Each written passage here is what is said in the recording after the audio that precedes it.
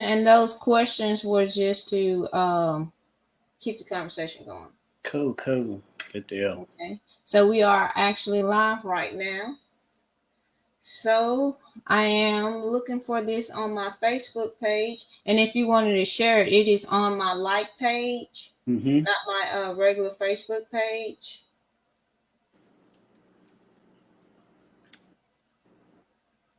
Let's Yeah, see. you go there. And I just shared it out on my Facebook page. If you want to just pick it up from there, you can pick it up from there. Yeah, that's what I'll do. But so how are things going on your end? Things are great. Just 800,000 irons in the fire. You know me. I And know you always got something going on. oh yeah. So just really out here working and positioning myself to be just so much more effective and really helping the people bring up our community specifically.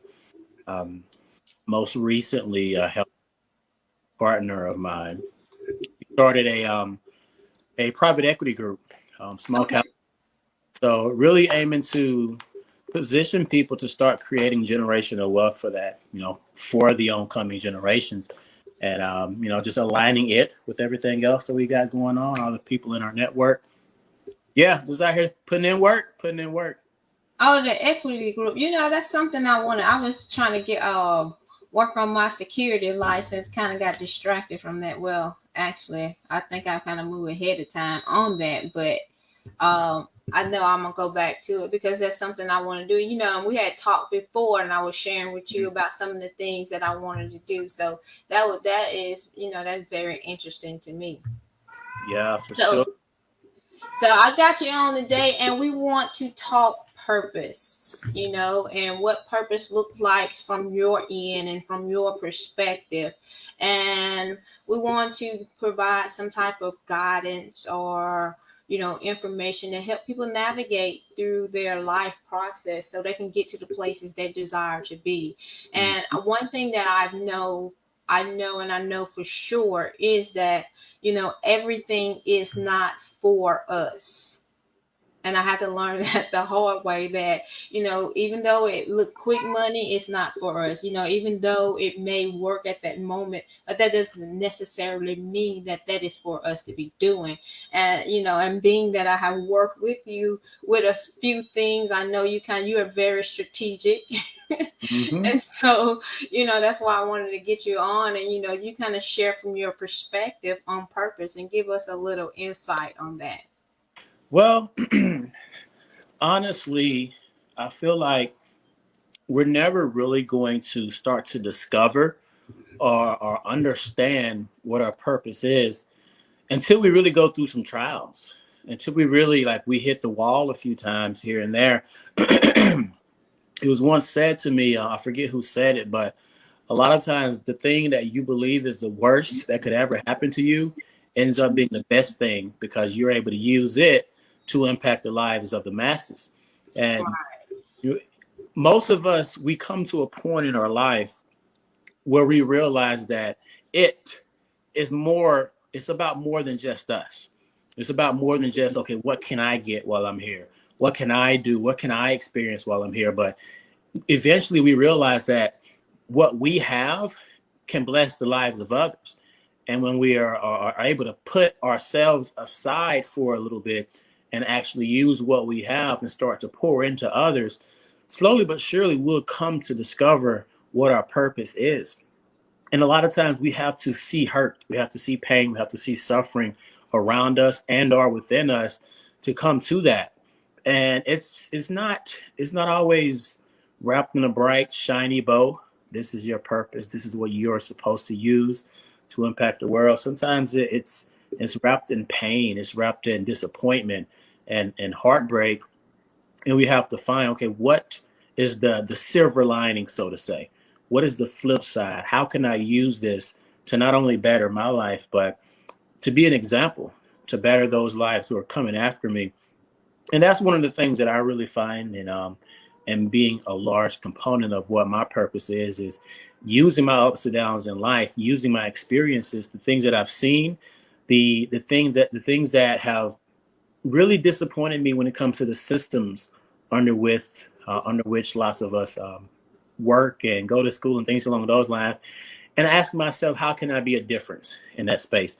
And oddly enough, today being the first day of Black History Month, um, I feel like what so many of us are starting to focus on for the next 28 days is something we need to focus on 365 days a year. Yes, And, indeed. and when we do that, it's so much easier for us to identify those gaps that we were placed here on earth to actually fill, specifically when it pertains to our community. Yeah, I really my mic's still squealing. I really, really just like your perspective on that, because that is one thing that we sometimes we forget, and we kind of take our eyes off the prize, that we want to run from the thing that's hurt us the most. We don't use that as, okay, this is our pivoting point. This is our point. We done hit rock bottom. And okay, so now let's pivot from here. So a lot of us, we like to continue to dig and go down, or either continue to fight and pursue the same direction that we was trying to go in, when life and God is trying to tell us no, let's turn and go another direction. But it's some of us that just don't get that. We don't get the fact that, okay, this is the wrong way. Now let's turn and go to another way. That does not mean that there are situations that'll come up and you don't have to persist through, because we have to fight through and go through some things, as we're walking in purpose. But those are pivoting points. When you say you hit rock bottom, okay, we done hit down there. We didn't hit the point, and now let's turn. And like you said, let's take the focus off of us. How do we use this to help the next person? How do we build from our rock bottom and come on up? I was watching something. Now it was actually a picture, and in the picture they took all of their failures and they began to build a ladder with that. They began to build a ladder, and every failure was a stepping stone to come out of the place that they was in. And I found that even with me starting up doing this again, it pulled me out of a mental and emotional place. Not to say that I was like down and depressed or anything like that, but I was striving, and it's not good to strive. I know people like to use that word strive. Striving is a struggle. And so I was striving after something that I wanted to obtain. And like I was telling you earlier, I was trying to pursue something that it wasn't, not to say that it wasn't necessarily for me to have, but it wasn't for this moment. And we get that mixed up as well. Just because something is not for right now, that does not mean it's not going to be for later. Mm-hmm. So, and could you kind of expound on that and speak on that we don't, well, we mix that up, that just because that no right now does not necessarily mean no down the road. Yeah, and just to kind of back it up even a little bit more, um, you were saying how you were looking at getting involved in something and it really wasn't for you at the time. So many of us don't live our life based off of what we desire from the inside to give to the world, but we live our life based off of what we see in the world and how we want ourselves to be able to fit into that. We scroll through social media and we see this person living that way, this person living that way. I want to do that. I want to live like that. And we start changing who we are. And when you change who you are, you're changing yourself, taking yourself down a road in life that wasn't designed for you. But when we see, what do I have inside that I can give away to the world? What do I have that I can bless someone with? What is it that truly makes me happy when I wake up in the morning without looking at what somebody else does first? Allow that to drive me. And when it comes to the, like, even though it's not right now, doesn't mean it's not for later. I forget who said it because I listened to so many successful entrepreneurs, business people, social change agents that I forget who says what, but it was once said that there are many methods to the mission. So the mission is to accomplish whatever it may be, whatever it is. There's many different ways that you can get to it, and maybe you're having to drive that Nissan Maxima. That's the method you're using first, but you had to get in that before you could upgrade to the Lexus, and then maybe you had to go a little bit longer in the Lexus before you could upgrade to the what's next, to the Rolls Royce, whatever it may be. Just be speaking figuratively, we have to realize sometimes we put the horse before the carriage, so to say. And we have to understand that, what, let me back up a little bit. Let me make sure I get everything right over here. And then typically what tends to happen is by default, you get to where it is that you were trying to get to initially. But one thing that we often get caught up in, we so often say how you have to have this vision. You got to know where you're going. You got to see it crystal clear. And I use that myself as a coach. But what tends to happen is people don't. They get so caught up in the vision or the dream or however you want to outline it, that they don't take care of today. Like, they continue to say, well, I'll get to it, what I'll get to it, what I'll get to it. I'm focusing on the long game. Well, you know what? If you don't focus on taking care of business today and you keep putting it off, eventually today or tomorrow is going to become the new today. And you keep saying, okay, well, I'll do it tomorrow. Well, I'll do it next week. You're never going to get it done. So, for one, just looking inside yourself and asking yourself, like, what brings me just that joy? And when I wake up in the morning, what am I excited about? When I go to bed at night, what can I say during my day that I did that makes me smile, makes me lay my head down?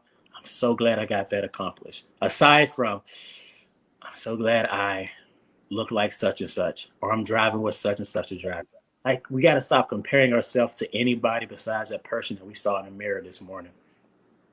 Yeah, and one of the things that I wrote down, one of my notes I wrote down earlier was, and you had brought this up when you was making those statements.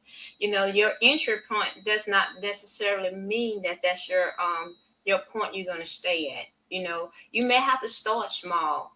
That small space. You start small here. Not to say. I'm just saying that, all right, my audience, this is my starting point now. But that doesn't necessarily mean that I'll be doing this 10 years down the road and my audience won't be my audience won't be the same size. But this is just the entry point. And so a lot of time, like you said, we get caught up looking and comparing ourselves to other people, that we forget to take care of the business right here. That this is my point where I start, and then when I take care of today, I take care of making sure that I'm excellent at showing up here every time. I'm scheduled to be here every Monday. So if I'm here every Monday, like I'm supposed to be here every Monday, taking care of business, and then maybe a year down the road, then I may be somewhere else every Monday, but this was my starting point. This was my entry point. And so I can't get caught up in, okay, this is not exactly what I visioned. This is actually, I didn't envision this. I envisioned something else. But and then I stop and I don't want to do this anymore. And then I never get to where I wanted to be, because every finish has a starting point. So you can't finish until you start. And that's something I had to learn over the years. And it's a hard lesson. And another thing that I had to learn too is that sometimes the very thing that you don't like You need to be is doing. the very door you need to walk into. That's so real. That's so real. And just to echo a little bit of what you mentioned is, I kind of speak on my story, so to say. When I finished with my bachelor's degrees, I moved down to Miami, Florida. And when living there, once I got into my career field, one of my job responsibilities was to go out to these mega churches and to a lot of these community organizations and deliver presentations on the importance of being a foster parent, like how many foster kids were out there in need. And I really just tied my passion around how bad these kids need to be placed in, safe homes and such. So I delivered it, pretty well. So I started getting feedback from coworkers, from colleagues, from so many people like, Brian, like you should be a motivational speaker. You deliver and you really touch people. And I wasn't thinking about being no motivational speaker. But after hearing it so many times, I went back to the office or to my computer or whatever, and I just did some research on motivational speakers. I'm like, hold up, they make that type of money? Hold up, wait, what? Right. What? So I'm like, okay, maybe I really need to look at this. But me being in the environment that I was in, like I was at a faith-based child placement agency. So we had chapel every single Wednesday. So it would always help us refocus our perspective, so to say. So making sure that the purpose was put before the profit, so to say. And I just continue to speak on a daily basis on just based off of who I was and what I was. So I put positivity in everything that I did. Every time I encountered someone, it was always a smile. It was always a greeting. I even won an award at a Christmas party at the agency once. I forget how the guy said it, but something along the lines of, regardless of how much turmoil is happening in the agency, you always tend to put a smile on someone's face. You always turn our day around.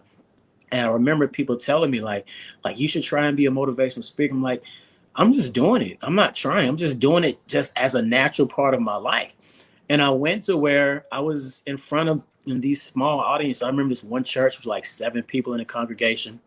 Eventually I was in a church with like 700 people in the congregation, and then eventually I got to where I was speaking in front of you know 700 to 1,000 different individuals. But it was always like, so many people, when it comes to stage fright, so to say, will say that large crowds like really make me mess up. Well, your message isn't powerful enough. What it is that you're speaking on, it isn't powerful enough, and it may not be your purpose to be delivering that message. So I found that once I only focus on delivering the gift that I felt I was placed here on this planet with, wrapping it up, properly, and delivering it to those who actually were deserving of it and were in need of it. That's when I was actually operating in my purpose, and it came easy. And I think back, as far as right now, not necessarily being never. It was 2018. Um, Things were going well throughout the first half of the year, but we got about midway through the year, and then just like everything started going crazy. There were promises that weren't being kept. There were things that I was expecting to happen that weren't happening, and I had already planned out my second half of the year financially based off of what was somewhat promised first half of the year. So things started going downhill. The money started getting super tight, and I can remember I came back from Las Vegas. I helped give a training in Las Vegas in October of 2018. And I came back to my apartment because I was working on my PhD at LSU. And I came back to the apartment, and being so caught up in all the work, plus the school, plus the traveling, I forgot to pay my rent like a couple months. I thought I had paid up for the quarter. I had a notice for eviction on my door. Man, and talk about hitting your heart. But what happened, whereas a lot of people would get all caught up in their anxiety and life would just continue to unravel, I just kept throwing out the positivity, kept throwing out just the good energy. And 2 months later, less than 2 months later, I had a young lady. It's a place that I used to go on a regular basis for my cardio. She reached out to me and mentioned that her husband, he was a higher up at this power company, that they were looking for a motivational speaker to speak at two of their offices for their annual kickoff event. And this was a corporate gig. This was actually Southern Company. They had a couple different offices throughout Mississippi under the Mississippi Power name. But they called me out. That was my very first corporate gig. I had no idea like what type of audience I was going to have. But I say, you know what? Let me figure out what message that I'm being given that I feel I need to put on them. And I was able to easily tie my story into what it is that they go out on a daily basis to do. And that brought me 3 different speaking engagements, like out the blue, when everything was down in the dumps. So just because things ain't going the way you want them to go right now, continue to persist, and it's gonna come back full circle. Yes, and we done had those conversations. We had those conversations about those low places, and but I wanted to say something. You was talking about. I'm gonna go back to something you was saying, talking about when you was talking about your delivery. When you saying that that your message get all mixed up. Someone said that their message get all mixed up when they get on stage or something like that in front of the crowds. And the thing that came to me when you were saying that is sometimes we haven't dealt with our own personal insecurities, and that blocks our processing, and it blocks our ability to go forth in what we have in front of us. And I know that for a fact. You feel like, okay, one, I don't want to do this anyway. Two, I'm doing it just for the money. Three, I'm just, this is just something that can get me through here. We got all different motives behind why we doing certain things, and then that affects our delivery, as you would say. Because I would say that this is not something that I really wanted to do, per se, but I find that this is my launching pad. This is my starting point, and so once I got back to this, then things start to open up. Literally, when I said literally, when I started back at the point I made up my mind, okay, I'm gonna start back doing this. Like you said, you got calls out of the blue. I got a call out of the blue. Okay, go over here and do such and such and such and such and such and such. And so that positioned me for something else. And all because I got back to the very thing that I didn't want to do. Not to say that I was afraid of doing this or anything else. I literally did not want to do this because I'm like, I don't want to be sitting on here, because I'm like that type of person. I don't want to commit my time to something, and then when I don't feel like it, I gotta show up anyway. Yeah. And Yeah, and the program that I brought you into when we met, it has transformed a lot. It has changed a whole lot, whole lot, whole lot, whole lot. But I committed to it. And to this day, I still run my class. There is little to no activity in the rest of the program, but I committed to that time to give to the people who needed my message. Now, starting this year, I switched it from every Tuesday to every other Tuesday. But literally from October 2017, every Tuesday I was in front of the camera leading that class because these people were going through things and they needed me there to facilitate a safe space. And lives have been transforming left and right, left and right. And I'm telling you, it was so often like, man, I forgot it was Tuesday. I don't want to do that class. I just don't want to. But I would show up and then it would be somebody that has something they were going through. And then it's like something reached into my heart and said, that's why you showed up. That person needed you. And at the same time, I needed them. And one thing that if you look back throughout the years on my Facebook specifically, you will see I do a whole bunch of Facebook lives late on Tuesday night because I'm just filled with passion and energy from that class that I have to go and exude it. And just kind of taking this into a different angle. Um, I was trying to build a network marketing company way back in 2012, 2013. And I knew that to really become the person of influence, to be able to do something in that space, I had to get outside of my comfort zone. I had to speak on a regular basis. And I remember I was sitting in my office and I used to record these little videos and post them on YouTube. If you go to my YouTube channel right now, you scroll all the way down my videos to my first 15 to 20. They were horrible. I'm talking about horrible. But incrementally, I got more and more and more and more comfortable to where people started to Hey, Brian, will you come and speak to my school? Will you come and speak to the department? Will you come and help audit our curriculum? Will you come do this, come do that? Because they started to see my comfort, my confidence, and my competence that I started to accumulate. And like you said, every finish had its start, and you got to start somewhere. Got to start somewhere.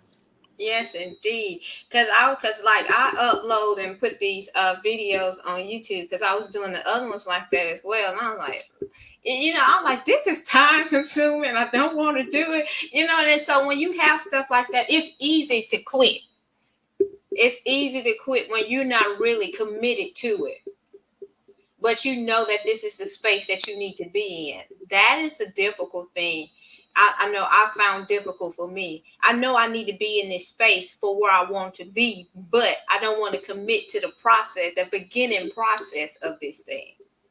It's like take your take yourself back to school days. We didn't want to go to school, but we knew we had to do it. We knew Yes, if we wanted to get to that next level.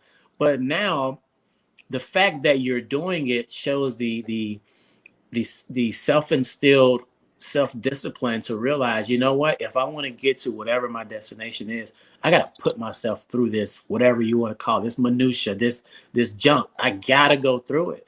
And there's a gentleman by the name of Damon Crump, and there was this saying that he would always say when he was training people. He would always say, you got to push through when you don't want to. Push through when you don't want to. And that's when you'll get to where it is that you do want to get. Because while you're pushing through, you can liken it to working out. I got my weights right here. I was doing a little workout a little bit earlier. Like, it hurts when you're working out and you're using heavy yes, weight. You're doing a lot. It hurts, but you want what's going to be on the other side of that hurt. You want that definition. You want that healthy body. It's the same way in any other space in life. You got to push through that struggle, push through that don't want to get to what it is that you do want. And it's not easy. exactly. hmm I was just agreeing with you. Go ahead. No, like it's just it's one of those things. I mean, we often see it. You see the memes or the pictures where it shows a straight line.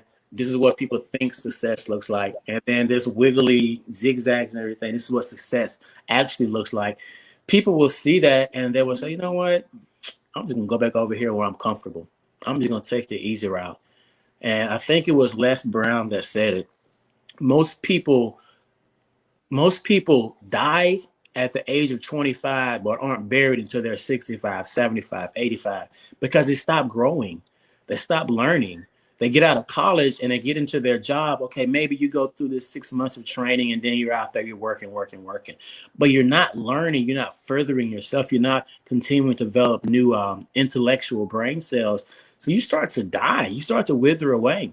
And your passion for what you're doing starts to become obsolete because you're kind of following behind and just being this stagnation, this body of existence instead of life and exuberance. And that's why if you go to my website, one of my menu items is self-education. You always should be self-educating on something. Finding and the beautiful thing about self-education, you get to choose who your teacher is.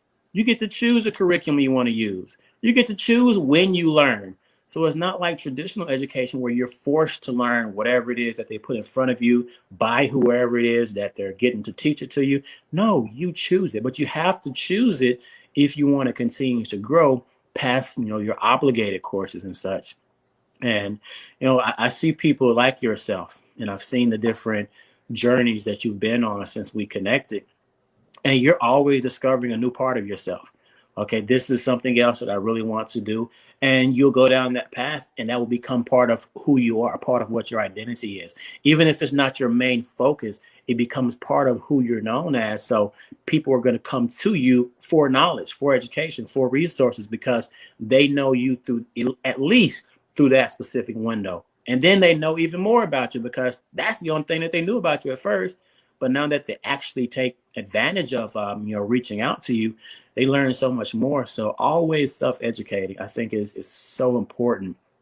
And a lot of people will get that twisted, and they will think like that's boring though. Like, don't you get bored of just learning all the time? I self-educate through movies, through Yeah. TV series. You have to, but you have to look at it not through just the entertainment factor. You have to, what in this can I apply to my life? And there's this one show, um, now Doctor, not Doctor, but what's his name? Dick Gregory. Dick Gregory. He was in an interview and he once said, you should never say this. And I only saw this a couple of days ago, and I understand where he's coming from, but I still believe that there's value in it. There's this series on Netflix called Scandal, where it's about a president, and you've heard of it at least. Watch So the whole series. yes, I watched most of it, but there's this. Her dad tells her in one part of it, you've got to work twice as hard to get half of what they get. So I take little messages like that and I apply it to my life. There's this movie, Doctor Strange, and the lady who he went to, that like when he went wherever he went, she told him to get to where you truly are meant to get to in life, you must forget everything that you knew. We have to always be reprogramming, because one thing that we don't realize, most people don't realize, is the first 7 years or so of your life, you're automatically downloading what's going to be the basis of 95% of the rest of your life. So unless you unlearn some of those things that may have been toxic, unless you unlearn some of those things that may have been brought upon you by peers that are going to take you in the wrong direction, until you unlearn those and start to relearn something new, you're never going to grow to the maximum of what you can be. So always realize, you know what, let me educate myself just based off of whatever it is I want to use, whatever medium you want to use at all. And that's the glory of self-education. Like, there are no limits to it, no limits at all. And you mentioned Les Brown. I heard of Les Brown, what, 2010. And then think, yeah, it was 2010. And that was put me on this journey. You know how you listening, and I was like, this is what I supposed to be doing. I supposed to be doing this. This is what Mm-hmm. I am called to do. And you know how you feel it all on the inside and Mm-hmm. everything You get the goosebumps and make everything. you be like, yes. And then and that got me on my self-education thing as well. Because before then, once I got out of college, I'm like, I'm not going back to school. I'm done. But listening to him, it changed my perspective on a lot of things, and it got me to that zone where I wanted to re-educate, retrain. And then as I retrained myself and re-educated myself, it actually kind of caused friction in some relationships, because some people so used to this when you Mm-hmm. producing this now. So it affects, when you begin to change, it affects the people that is around you as well. Because some people it's gonna push them away, and then some people it's gonna cause them to gravitate towards you too. And then that's why I was like, when I got a hold to the lesson, I was like, oh yeah, this is me. But and listening to him talk, he was like, you got to start little, start doing it. And then, I started doing this thing. I started my show back in 2010. Okay. And cause I never just really, like I said, like getting on in front of the cameras and stuff like that. I'm like, I really don't like this. But then, you got that thought in your head, but you want to stand in front of a crowd of people. I know, right? I don't want to be in this room by myself with just this little lens, but I want to be in front of all these people. Yeah, and then I was looking and I was researching and researching. I was like, Les Brown made $65,000 in one weekend, 2 days. $65,000 in 2 days. That's more than my salary. That's 2 times, 3 times my salary at the time. Yeah, And but you can't get to the finished product unless you start. exactly. And that's the thing that I know, that I have to stick with the thing I don't like. And this is the thing that I'm not. I don't say I'm uncomfortable with this. I just don't like it. Yeah. Does that make it you kind of Yeah, it makes sense. And, a lot of times, I kind of think back.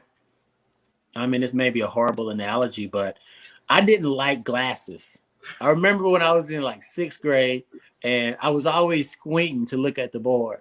And my teacher finally was like, you need to tell your parents to take you to the eye doctor. I think they sent a letter home or something. And I had no idea I needed glasses. But I was like, I don't want glasses though. Can I get contacts, please? And I was able to get contacts first without getting my glasses. But after getting those contacts and like all the mishaps and everything, like, dang man, maybe I should have got glasses first because these things are something to keep up with. But um, like a lot of times we have to do those things that we don't want to do to because it put it like this. There's a lot of people that want to become a millionaire, want to win the lotto, whatever it may be. But there's work that you need to go through before you become that person that can handle that type of money. There's things that you have to face, a struggle that you have to go through to respect money to a certain degree to where when you get it, you're not going to squander it. You look at a lot of these professional athletes and you would think, okay, well, I mean, they went through the struggle, so but they didn't have any type of connection with anyone to let them know, look, when you get on game, like you need to make sure you put X, Y, and Z in order. But you have to go through so much to become the person that is able to handle the things that it is that are going to be placed in front of you. I remember the very first time, well, it was the first time in like a 3 year, like a 3 year window that I spoke in front of a crowd of more than 500 people. And this time, like I had spoken in front of like 1,000 plus adults, but I was in a room of like 700 middle schoolers. Oh, wow. Yes, fourth, fifth, and sixth graders, like a gymnasium full of them.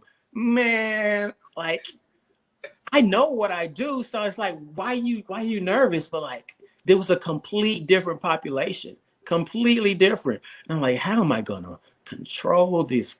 This that's gonna be a challenge. So I remember specifically, it was the first time that I spoke at that school. Um, I turned my back to him and like turned around to the stage. I just put my head down, Lord, please, please, Lord. Like, let me handle this eloquently. Let me be successful and really impact these kids' life because I really think this is a turning point for me. And it really was. That was 2016, I believe, 2016, 2017. And I spoke at a school in central Mississippi. They were actually facing consolidation by the state. And they brought me in because they wanted me to kind of motivate the kids to improve their test scores.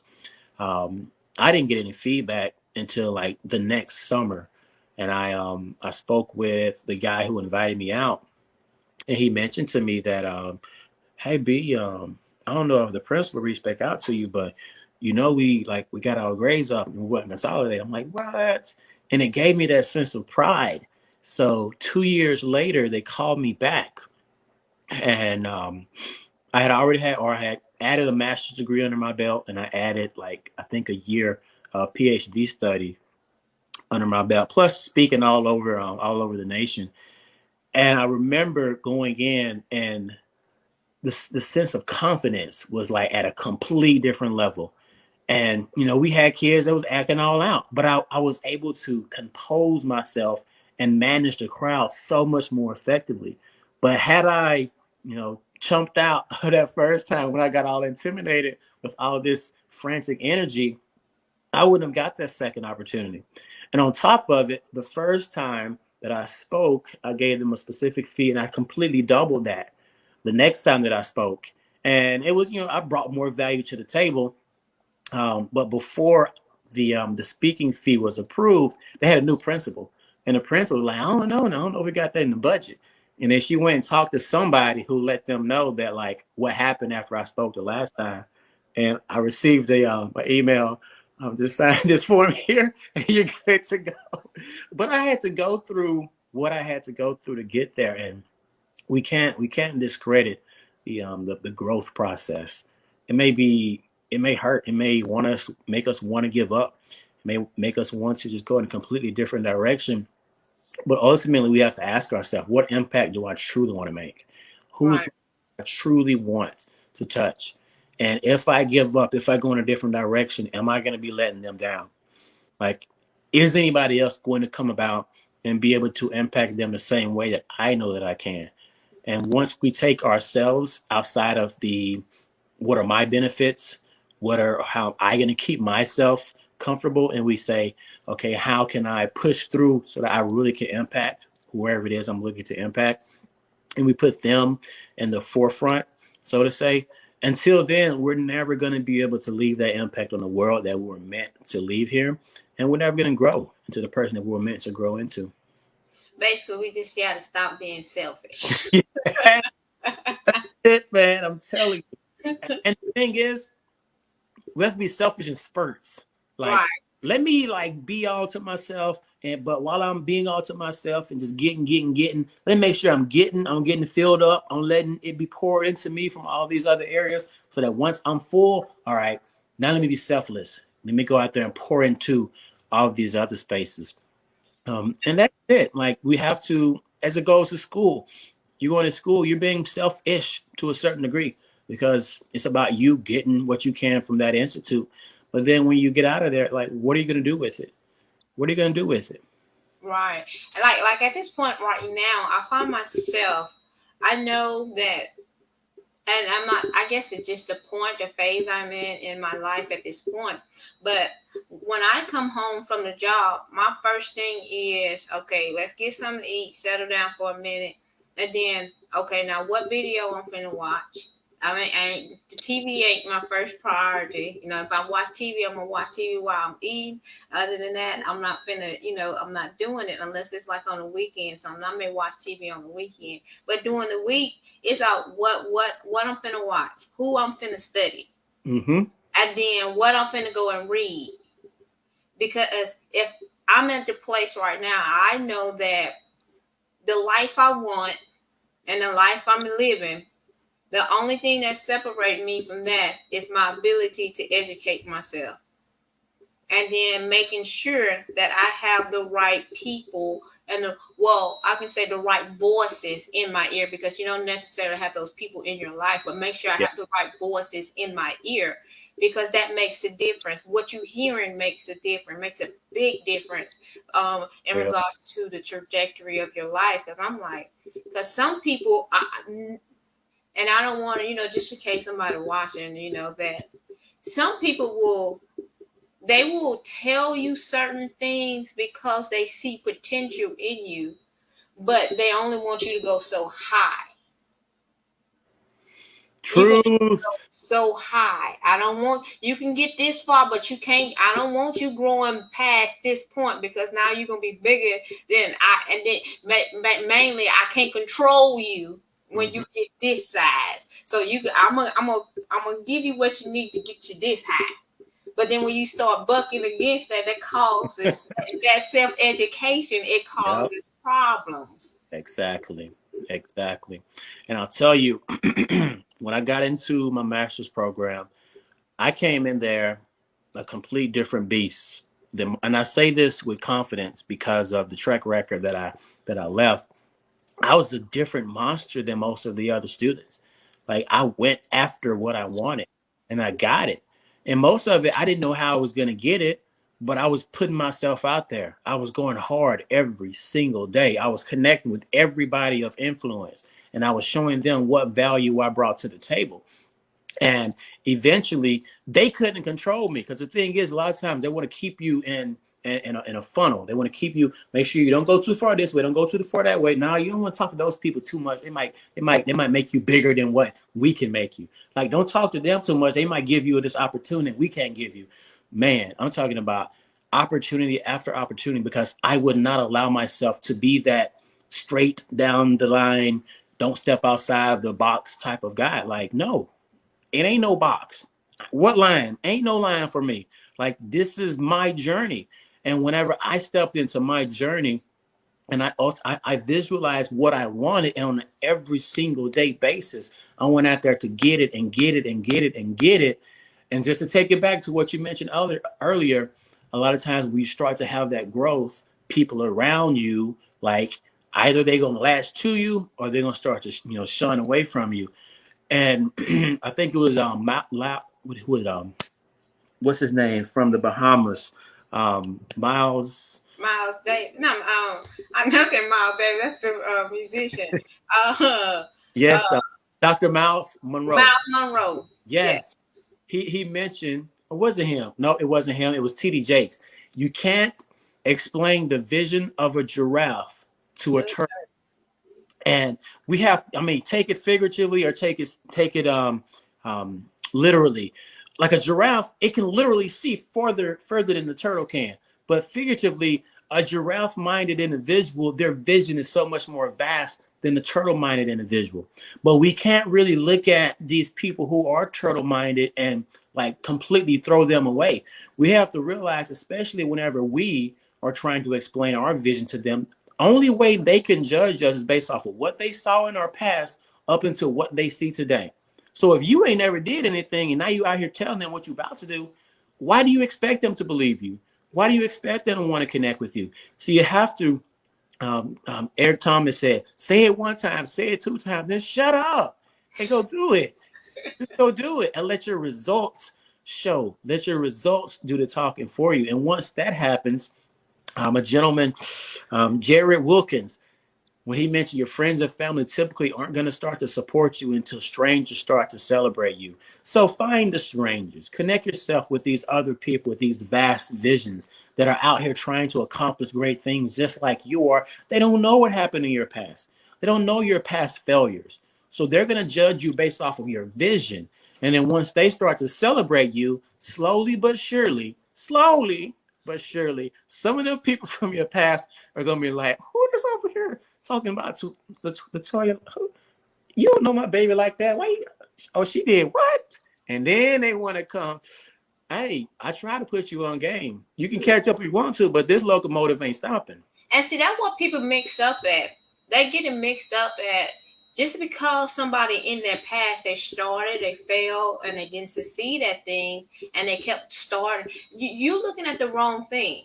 What you should be looking at the fact that they continue to try different things. Yeah. You looking at that they failed this, they stopped that they stopped this, and they stopped that, or they failed at this. But when you actually look from the giraffe perspective, the bigger Mm-hmm. picture, okay, they finding themselves. So when a baby starting to walk, you don't get up. They don't just get up and start walking. They fall a few times. They bump Exactly. themselves. They hurt themselves. They cry. They got to get comfort, and they get up and try it again. And that's what people don't see. That when you Mm-hmm. find individuals that are trying a lot of different things, they're just trying to find out, okay, what fits, what works for me. And so when you have those people around you that are your family or friends or people that knew you, they looking at, like you were saying, they looking at all your past failures. And they can't see, okay, this person is going somewhere. They don't have the eyes. They don't have the eyes to see. They don't have the eyes to see into the future. They can't see that, okay, maybe they are trying to get somewhere, but failure is just something they have been coming across over the years. And so one of the things that I have learned is I'm more of an introvert type of person. And, I'm not all just out there like most people, but I've learned that I have to start connecting with different people because of what I was just saying. People that knew me, you knew I tried this, I was good at it, and then I quit because that wasn't for me. I was pretty good at it. I just quit because, okay, that ain't my thing. And then I did this, and that ain't my thing. I did this, that ain't my thing. So I had to find out what's my lane. What is Yeah. my lane? Where do I belong? And in the process of doing that, some people lost, I guess, say confidence. And so I look at it like this. So like when I started doing the purpose show, I a lot. a lot of what I say, I try to keep it personal because of the simple fact that somebody may be watching and they may be feeling a certain type of way, because you can talk to a person and you be like, and you can talk in an effect where you so far removed from that situation. But I try to keep it personal so you can identify, yeah, I did that. I walked there, I made those mistakes, I tried this and I tried that. I done had people that say I wasn't gonna do nothing, or people that wrote me off. I'm like, I have been down that road. And then I've been down that road when I was like, I'm out here all by myself, I ain't got no help. I've been there. But in the process, I had to pick myself up with the help of God. I can't say I did nothing by myself. But with the help of God, He picked me up. And then He showed me, okay, now just go back to what you was doing before you start trying and exploring. Because when we start talking about purpose, people tell you, go what you're passionate about. Because I really enjoy taking pictures. And so I started taking pictures, and that's something else pulled me away from this.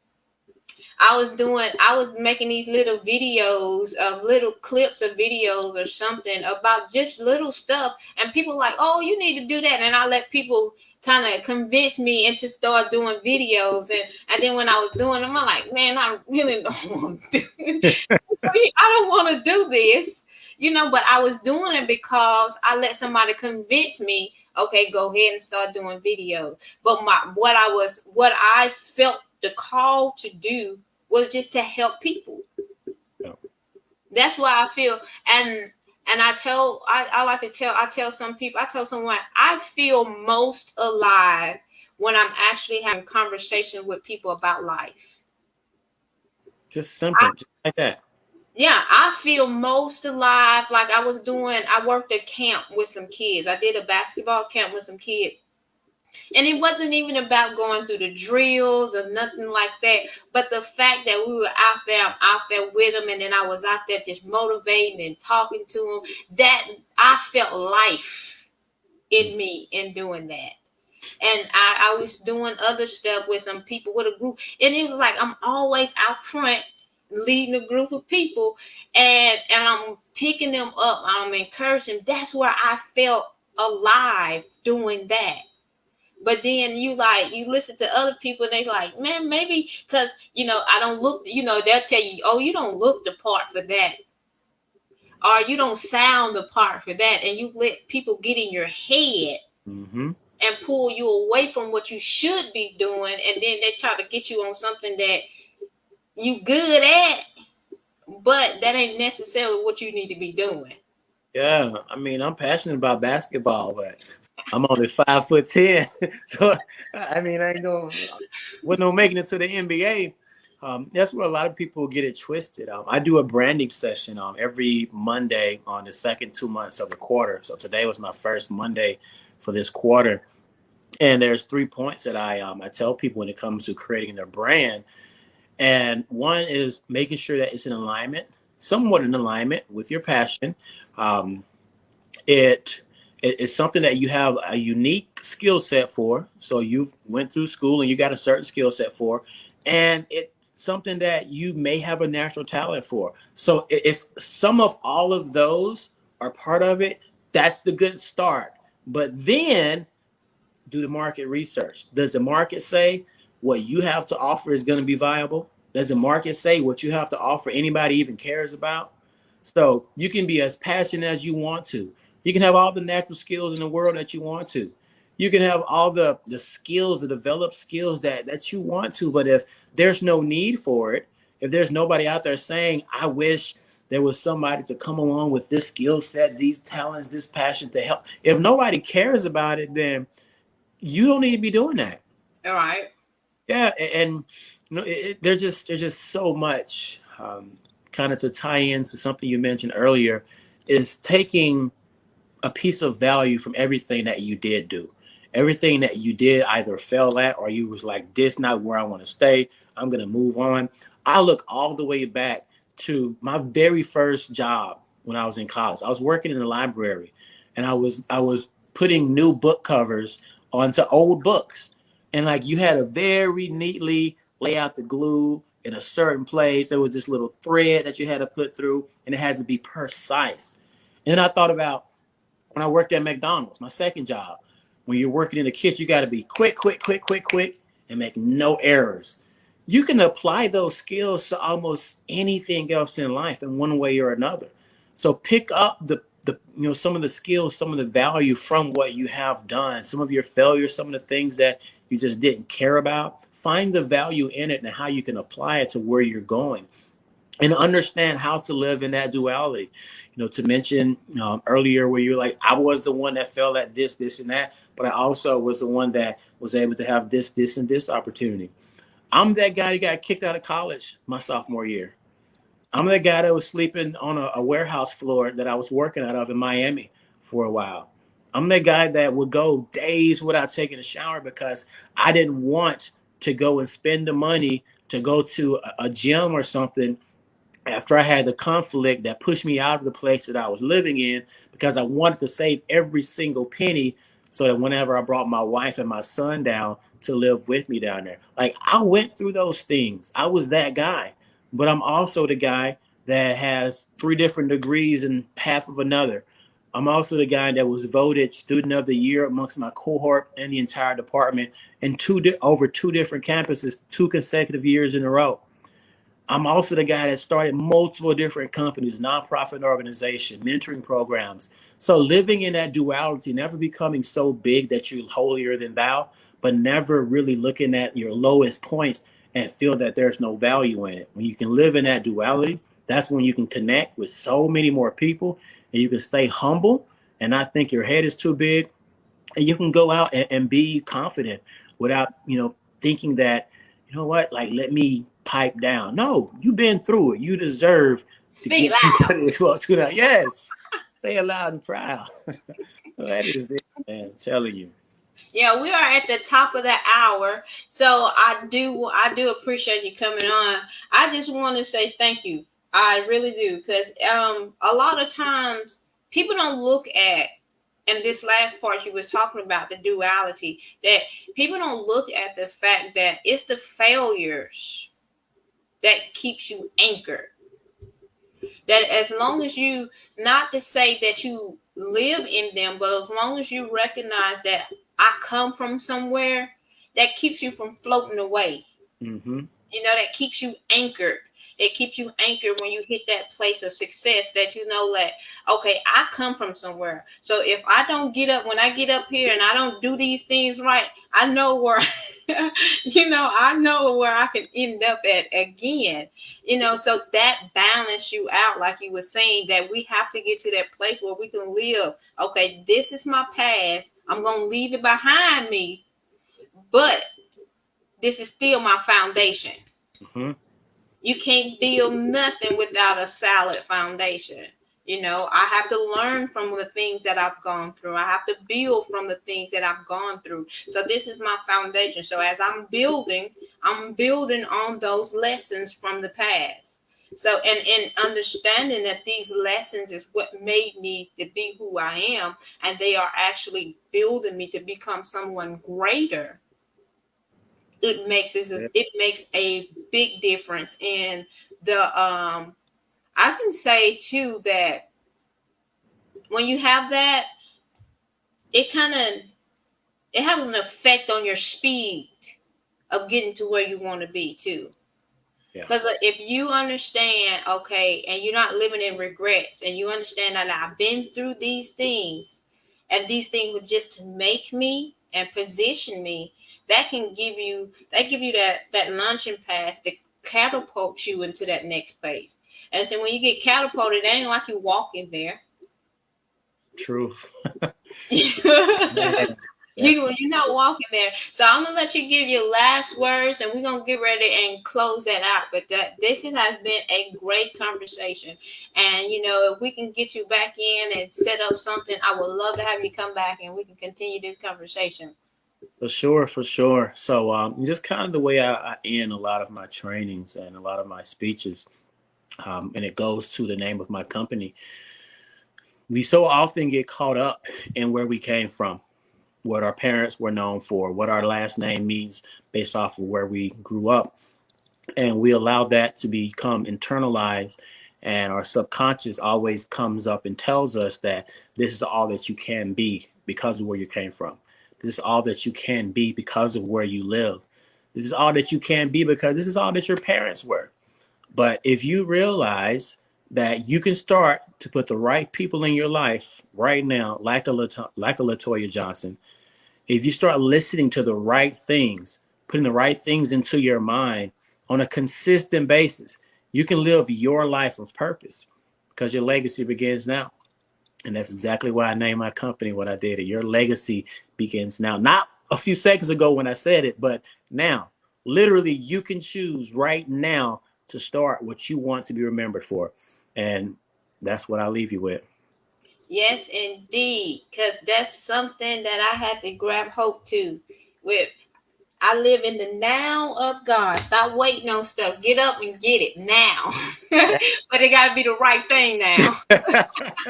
Yes, indeed. And he could have taken your breath like before today, before even like there's so many people that didn't wake up today. You actually have a life today. Why not go after what you want today? Because tomorrow is not granted. Right.